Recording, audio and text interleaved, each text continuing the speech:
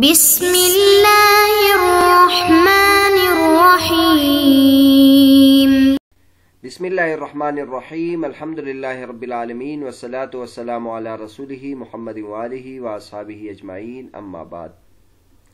سنن ترمذی سبق نمبر 21۔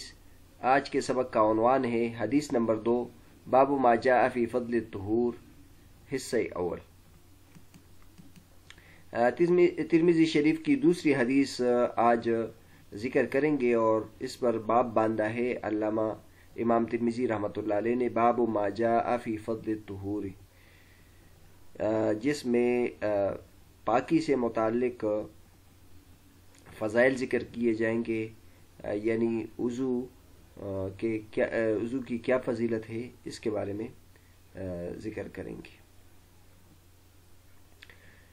فرماتے ہیں وبه قال حدثنا اسحاق بن موسى الانصاری قال حدثنا معن بن عیسیٰ قال حدثنا مالک بن انس تحویل، وحدثنا قتیبۃ عن مالک عن سہیل بن ابی صالح عن ابیہ عن ابی ہریرہ رضی اللہ عنہ قال قال رسول اللہ صلی اللہ علیہ وسلم اذا توضأ العبد المسلم او المؤمن فغسل وجهه خرجت من وجهه كل خطیۃ نظر الیها بعینیہ مع الماء او مع آخر قطر الماء او نحو هذا، فإذا غسل يديه خرجت من يديه كل خطيئة بتشتها يداه مع الماء او مع آخر قطر الماء حتى يخرج نقيا من الذنوب۔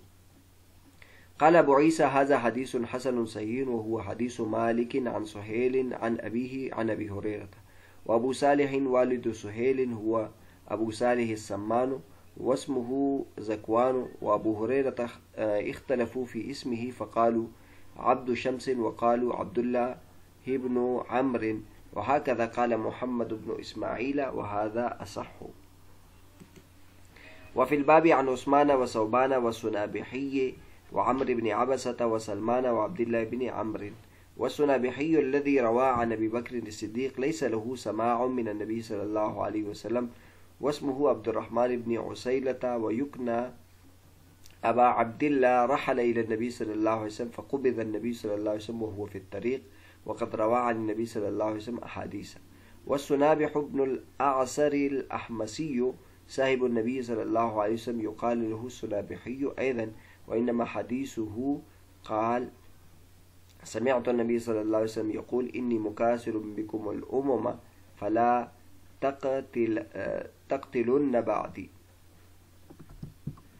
فرماتے ہیں کہ یہ حدیث ہمیں بیان کی اسحاق بن موسیٰ انصاری نے، ان کو وہ کہتے ہیں کہ ہمیں معن بن عیسیٰ نے حدیث بیان کی، وہ کہتے ہیں کہ ہمیں مالک بن انس نے حدیث بیان کی سند میں، ایک اور سند کے ساتھ ہمیں یہ حدیث نقل کی قتیبہ نے، وہ امام مالک سے نقل کرتے ہیں، وہ سہیل بن ابی صالح سے نقل کرتے ہیں، وہ اپنے والد سے نقل کرتے اور وہ ابو ہریرہ رضی اللہ عنہ سے نقل کرتے کہ نبی کریم صلی اللہ علیہ وسلم نے ارشاد فرمایا، جب مسلمان بندہ یا مومن بندہ وضو کرتا ہے تو اور چہرہ دھوتا ہے تو اس کے چہرے سے ہر گناہ نکل جاتا ہے جس کی طرف اس نے آنکھوں سے دیکھا ہو، پانی کے ساتھ نکل جاتا ہے یا پانی کے آخری قطرے کے ساتھ نکل جاتا ہے، یا اس جیسے اور الفاظ استعمال کیے۔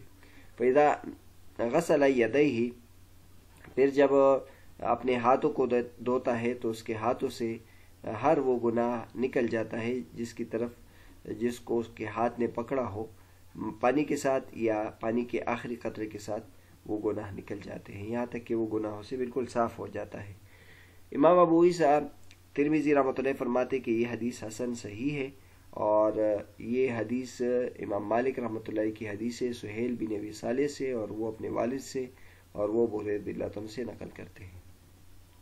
ابو صالح جو سہیل کے والد ہیں وہ ابو صالح السمان ہیں، اور ان کا نام زکوان ہے، اور ابو ہریرہ رضی اللہ عنہ کے نام میں اختلاف ہے، بعض علماء کرام کہتے ہیں کہ یہ عبد شمس ہے، اور بعض کہتے ہیں کہ عبداللہ بن عمر ہے، اور اسی طرح یہ جو اخیر ہے امام محمد بن اسماعیل البخاری نے بھی یہ بات ارشاد فرمائی ہے، اور یہ بات زیادہ صحیح ہے۔ اور اس باب میں حضرت عثمان اور ثوبان اور سنابحی اور عمر بن عبسہ اور سلمان اور عبداللہ بن عمرو بن العاص رضی اللہ عنہم سے احادیث منقول ہیں۔ اور سنا بھی وہ سنا بھی جس سے جو ابو بکر صدیق رضی اللہ عنہ سے روایت کرتے ہیں ان کی نبی کریم صلی اللہ علیہ وسلم سے سماع نہیں ہے. ان کا نام عبد الرحمن ابن عسیلہ ہے اور ان کی کنیت ابو عبداللہ ہے. وہ نبی کریم صلی اللہ علیہ وسلم کی طرف انہوں نے سفر کیا لیکن نبی کریم صلی اللہ علیہ وسلم کا انتقال ہوا اور یہ راستے میں تھے.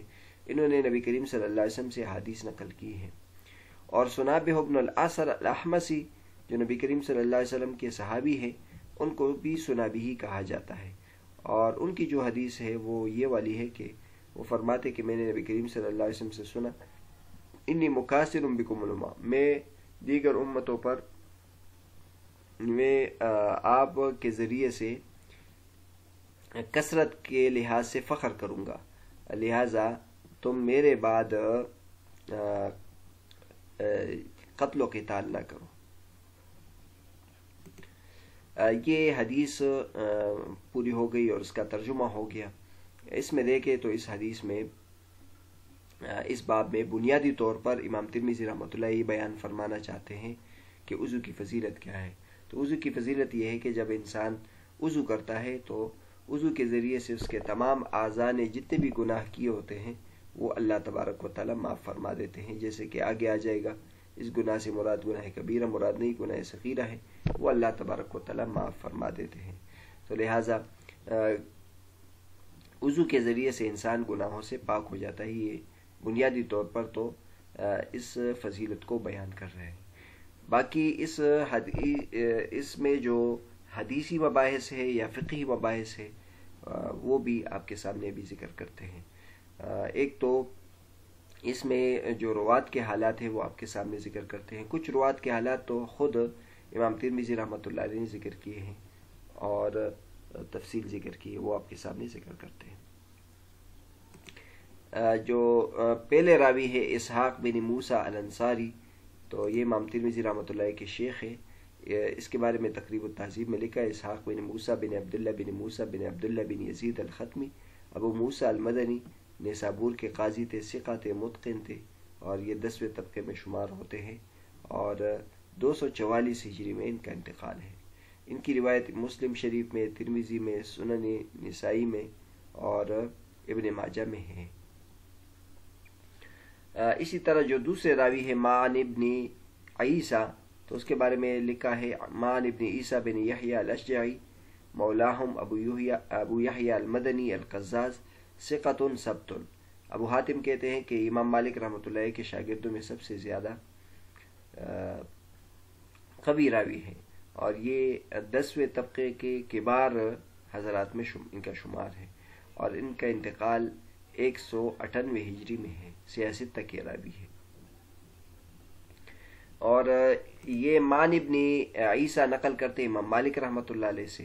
تو امام مالک رحمۃ اللہ کے حالات، امام مالک رحمۃ اللہ مشہور محدث ہے، مشہور فقیہ ہے اور مشہور امام ہے.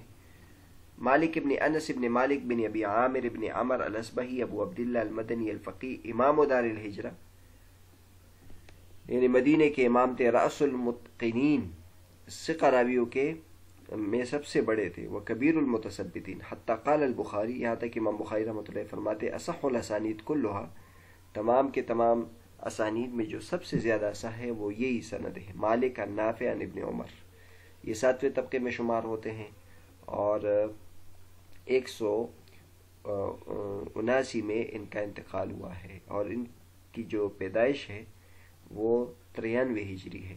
اور امام واقدی رحمۃ اللہ فرماتے کہ ان کی عمر 90 سال تک پہنچ گئی تھی. 66 کے راوی ہے. آگے تحویل کے بعد ہم اگر دیکھیں تو امام ترمذی رحمۃ اللہ قتیبہ سے نقل کرتے ہیں، وہ مالک سے نقل کرتے ہیں. تو قتیبہ کے حالات پیچھے گزر چکے ہیں، امام مالک رحمۃ اللہ کے حالات یہاں بیان کر دیے گئے ہیں. اس کے بعد ہے سہیل بن ابی صالح اور وہ اپنے والد سے نقل کرتے ہیں. تو سہیل بن ابی صالح کے حالات ہے. سہیل بن ابی صالح، تو ابو صالح کا نام زکوان ہے. سہیل ابن زکوان السمان، اور سمان زکوان کی کنیت ہے. ابو یزید المدنی صدوق، البتہ ان کے بارے میں لکھا ہے کہ یہ پہلے درجے کے ثقہ راوی نہیں ہے بلکہ اس کے بعد کے ثقہ راوی ہے صدوق، اس لیے اس کے بارے میں استعمال ہوا ہے.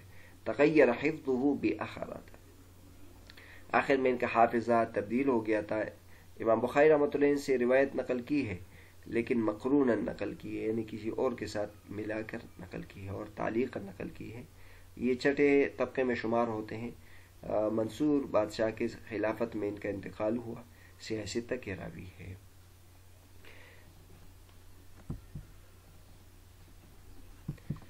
سہیل بن ابی صالح کے جو والد ہیں ذکوان، ان کے حالات لکھے ہیں۔ ذکوان ابو صالح السمان الزیات المدنی ثقہ ہے، سبت راوی ہے، اور ان کو زیات یا سمان اس وجہ سے کہا جاتا ہے کہ یہ تیل لاتے تھے کوفہ، دوسرے بلاد سے کوفہ تیل لاتے تھے، اس لیے ان کو سمان زیات کہتے ہیں، زیت تیل کو کہتے ہیں۔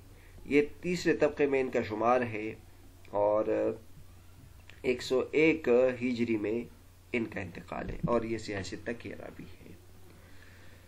ذکوان کے استاد جو ہے وہ حضرت ابو ہریرہ رضی اللہ تعالیٰ عنہ ہیں، تو اب حضرت ابو ہریرہ رضی اللہ تعالیٰ عنہ کے حالات یہاں ذکر کیے جاتے ہیں۔ ابو ہریرہ رضی اللہ تعالیٰ عنہ کے بارے میں ایک تو خود امام ترمذی رحمۃ اللہ علیہ نے یہ فرمایا، وہ ابو ہریرہ اختلفوا فی اسمہ، ان کے نام میں اختلاف ہے۔ ابو ہریرہ یہ ان کی کنیت ہے، لیکن اس کا اصل نام کیا تھا؟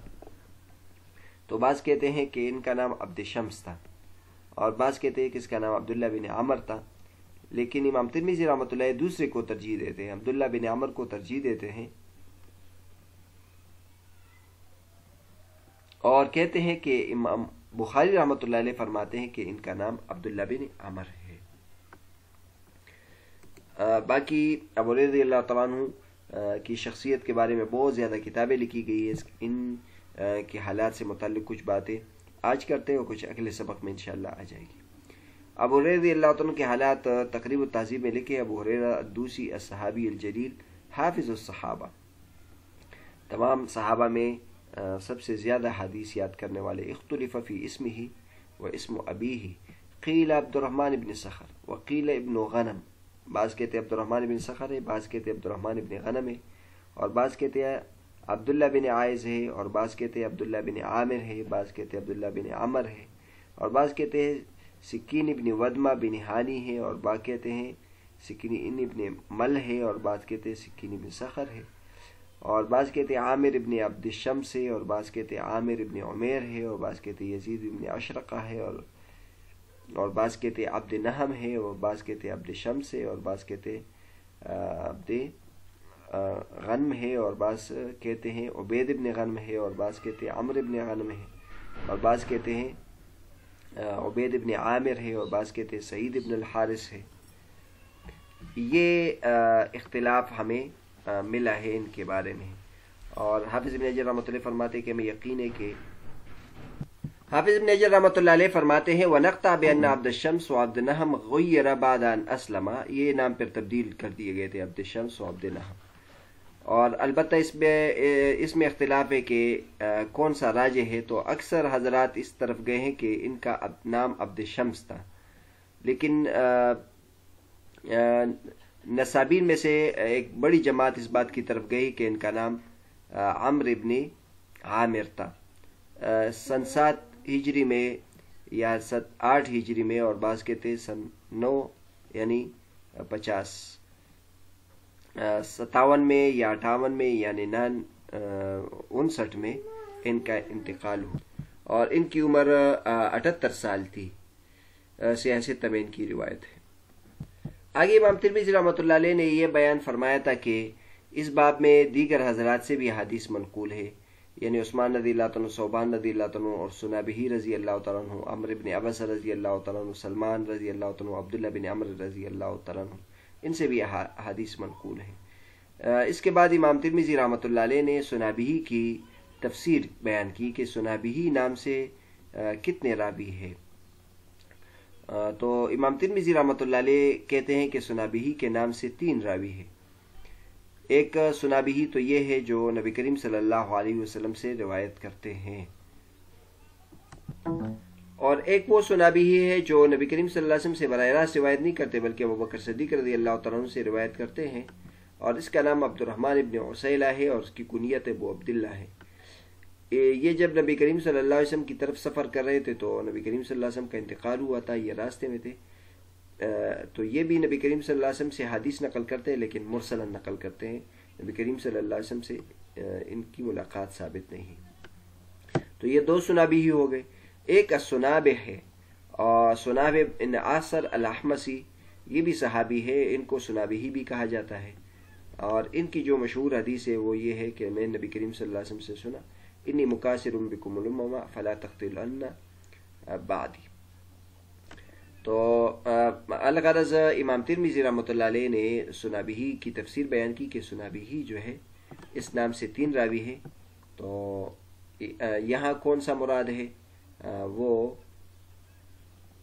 وہ سنابی ہے جو نبی کریم صلی اللہ علیہ وسلم سے ان کی ملاقات ثابت ہے۔ تقریب التہذیب میں اگر دیکھیں حافظ ابن حجر رحمۃ اللہ علیہ نے ان تینوں کو علیحدہ علیحدہ ذکر کیا ہے، لیکن انہوں نے راجح اس کو قرار دیا ہے کہ جو عبداللہ سنابی ہے یہ وہی ہے جو عبد الرحمن ابن عسیلہ ہے، یہ الگ نہیں ہے۔ بہرحال اس میں محدثین کا اختلاف ہے، بعض حضرات نے اس کو علیحدہ شمار کیا ہے اور بعض حضرات نے ان کو ایک شمار کیا ہے۔ تو امام ترمذی رحمۃ اللہ علیہ ان محدثین میں سے ہیں جو ان کو علیحدہ علیحدہ شمار کرتے ہیں، اور جو دیگر حضرات ہیں ان کو، جیسے امام بخاری رحمۃ اللہ وہ ان کو ایک شمار کرتے ہیں۔